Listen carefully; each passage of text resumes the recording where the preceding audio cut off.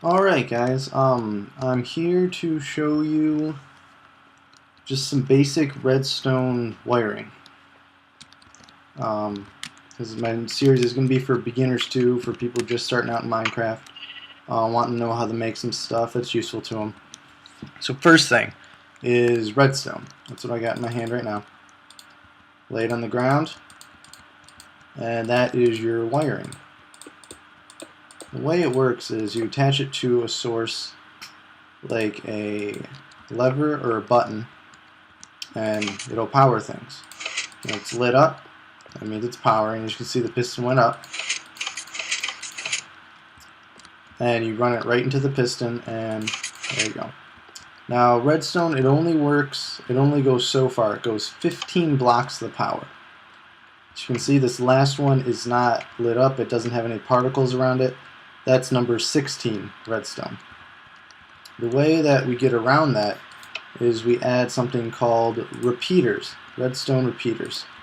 And all it does is it takes the power that comes up from behind it and it shoots it back out the front. So once it hits here, it can go another 15. And then once that is up, you have to put another repeater down in order for it to go another 15.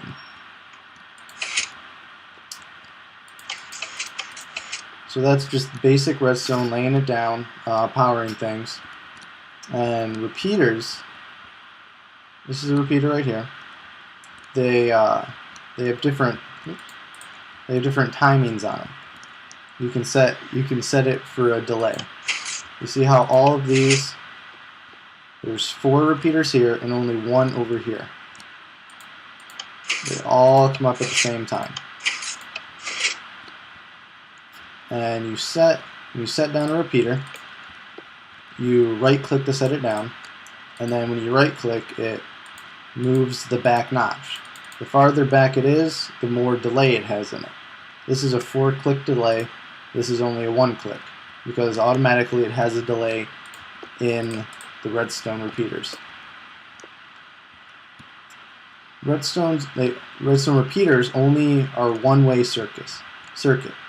You see, it goes all the way around here. I'm going to power that. But when I power this one on, it won't go back through the redstone repeater.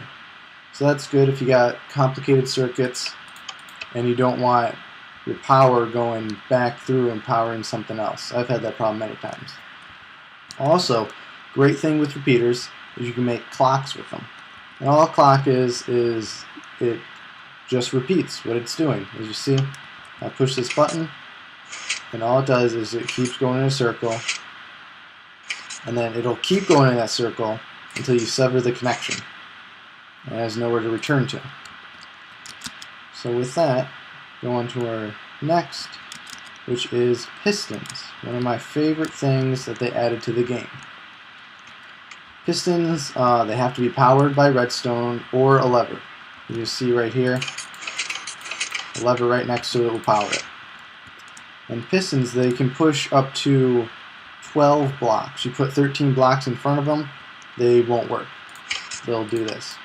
Absolutely nothing. And as you just saw there, they can push other pistons.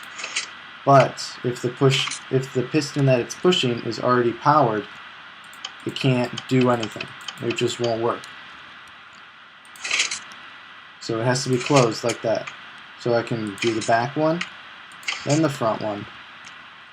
And then if I try and do the back one, you see it won't pull it back. So I have to close the first one and then close that one. Another thing, there's 2 different types of pistons. There's sticky pistons and there's regular pistons. See, here's a sticky piston with the green. There's a regular piston with just the wood on top. And the difference between the two is this is a sticky piston right here. As you can see, it's pushing and pulling that block.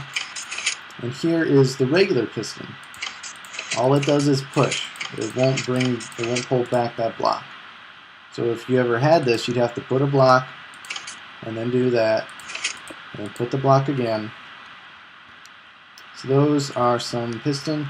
The way the piston can be powered is you can power it from a block that's right next to it like that. redstone going up right next to it, the top of it, redstone going straight to the bottom of it, or if you have redstone connecting to the block directly underneath of it, it'll work. But if you did this, you just had redstone underneath, then it doesn't work. You can't power it from just underneath, unless you put a torch underneath. That's a whole other complicated mess. But, so that's the basics of the pistons.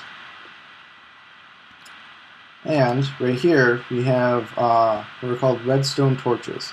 What those are is they're constant power. As you can see, without that lever, this is powering the redstone automatically. You can't turn it on and off from connecting a lever to the redstone that's being powered. It just shoots out straight power. If you do, let's set this up like this. So the redstone torch is powering that redstone. If I run redstone directly into the block underneath the redstone torch and light that, it turns it off. As you can see here, you can connect buttons and levers to it as well. So with that, what you can do is you can make power travel upward, which has always been a problem in Minecraft because you can't put redstone on the side of blocks, as you can see. So when I hit this button, it flips them. It adds power to this, which turns this one off, and then this one's already on. So when I flip it, this one's off, then on, then off. And that's really good if you want power to travel upward. It's very convenient and it's not messy. Now, however, it doesn't work for making power go down. I set this up. This is pretty much the simplest way, or the most compact way I know how to make power go down.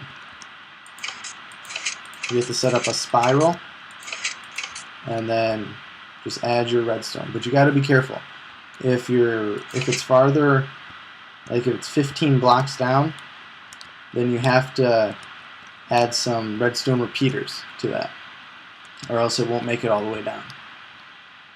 Now, with all that being said, there's a few circuits that people have come up with.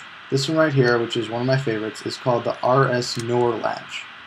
And basically it has memory. You see this side is powered off right now. This side is powered on. So when I power the side that was off, it flips it, just with the flick of a button. And this is very useful when you're making some complex models. You don't want a lot of wiring everywhere, or you don't want to use levers. I'm not a fan of levers. I like buttons, because it's just you hit it and forget it. That's an RS NOR latch. It's got memory, and it'll stay like that. No matter what you do, it'll keep going back and forth. Next is an AND switch. And all it is, you get 3 blocks, put 2 redstone torches on the ends, and then 1 right here in the middle, this side of the middle block. Put some redstone in between them. With the AND switches, it does exactly what it says. Both of these blocks have to have power going to it in order for this front torch to turn back on. So you see just one switch is flipped, nothing happens. Oops. This other switch is flipped, nothing happens. They both have to be powered on. Next one is the OR switch, which is, again, just what it says. You can flip this one, or you can flip this one, and they do the same thing.